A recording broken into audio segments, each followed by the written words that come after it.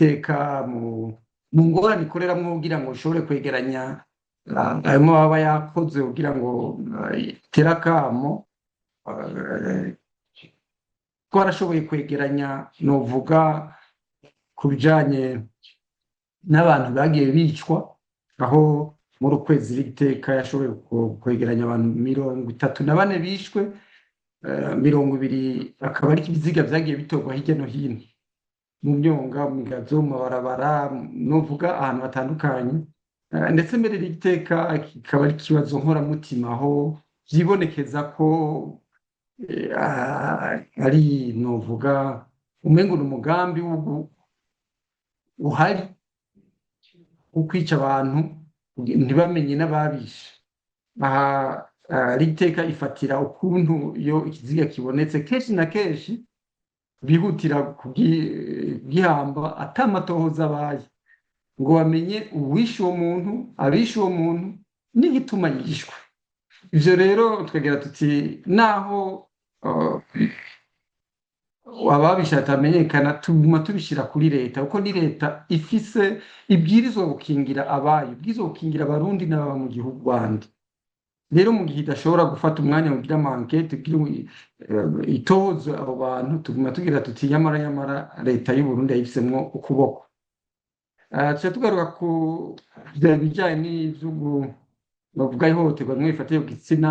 Muri iri teka twashoboye gutoza ku bantu 21, aho ndetse mbere 20 bagiriwe ivya furambi vyitwa violence sexuelle. Hakaba muri abo 20 16 n'abana bakiri bato batarakwiza imyaka 18. Twashoboye no gutoza ku bantu 2 bagiriwe ihohoterwa ryo ku mubiri imwe twitwa torture, n'abantu bandi 2 banyurujwe. Muri kuno kwezi nta muntu twashoboye kubona yahagaritswe bidaciye mu mategeko ngo apfungwe.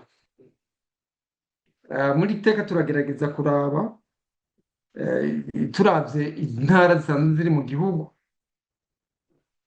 ingene amabi agenda rutanwa. Amabi intara bagiye haboneka amabi cane, aho novuga intara zizi bwa mbere n'intara ya Gitega na Burunga, Bukira, Tanyerera n'izindi.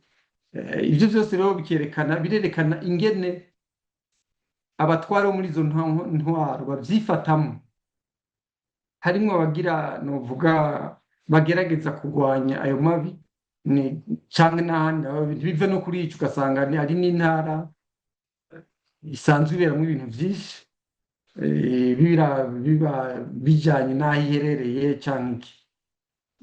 Muri iri teka muri kino cegeranyo nyene turagerageza kuraba ati aya mabi akorwa n'abandi, yakozwe n'abandi, aho tubonamwo imbonerakure, abari mu ntwaro, mu gipolisi, abasirikare, ndetse mbere n'umugwi munininya waba bandi batamenyekana.